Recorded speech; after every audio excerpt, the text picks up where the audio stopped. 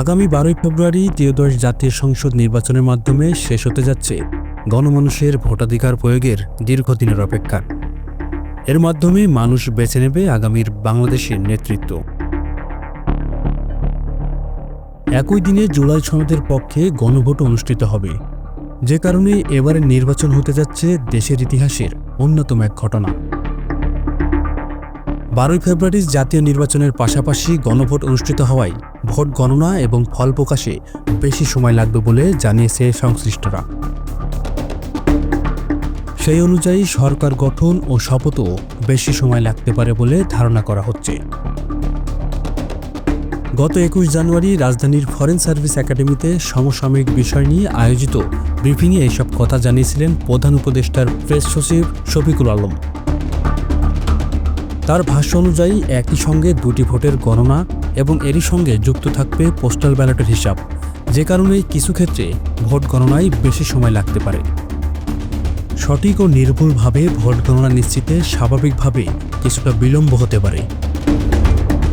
নির্বাচন কমিশনের তথ্য বলছে, ত্রয়োদশ জাতীয় সংসদ নির্বাচন ও গণভোটে পোস্টাল ব্যালটের মাধ্যমে ভোট দিতে দেশে ও প্রবাসী মিলিয়ে মোট 15,33,684 জন ভোটার পোস্টাল ভোট বিডি অ্যাপে নিবন্ধন করেছে। পোস্টাল ভোটের জন্য রেজিস্ট্রেশনের শেষ দিন ছিল গত জানুয়ারি মাসের 5 তারিখ পর্যন্ত। এরপর থেকে সেসব পোস্ট করা ভোট বাংলাদেশে আসা শুরু করেছে। বিশেষজ্ঞদের মতে, নির্বাচন কমিশনের দেওয়া নির্দিষ্ট সময়ের মধ্যেই দেশবাসী নতুন সরকার দেখতে পাবে। 12 ফেব্রুয়ারি ভোট গ্রহণ হলে সর্বোচ্চ 14 থেকে 15 ফেব্রুয়ারির মধ্যে ফল পাওয়া যাবে বলে আশা প্রকাশ করেন তারা।